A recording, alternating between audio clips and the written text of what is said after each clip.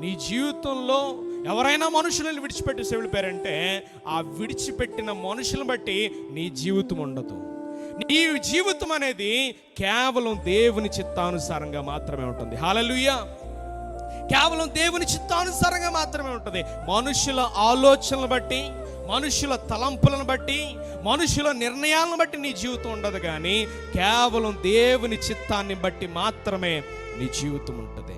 ఇప్పుడు విడిచిపెట్టిన ఆ బంధాలను చూసి నువ్వు చింతించొద్దు, విడిచిపెట్టిన మనుషులను చూసి నువ్వు చింతించొద్దు. ఈ రోజున నిన్ను విడిచిపెట్టకుండా ఉన్న దేవుని బట్టి నువ్వెప్పుడు కూడా సంతోషించు. హల్లెలూయా. నేనెప్పుడు కూడా దేవుడు విడిచిపెట్టకుండా ఆయన సంరక్షిస్తూ ఉన్నాడు, పోషిస్తూ ఉన్నాడు, నిన్ను సజీవు లెక్కలో ఉంచాడు. ఈ రోజున నువ్వు ప్రార్థించగా నీ ప్రతి ప్రార్థన కూడా ప్రభు జవాబును దయచేయడానికి సిద్ధంగా ఉన్నాడు. అయితే ఈ రోజున నువ్వు దేవుణ్ణి అంటి పెట్టుకుని ఉన్నావా, లోకాన్ని అంటి పెట్టుకుని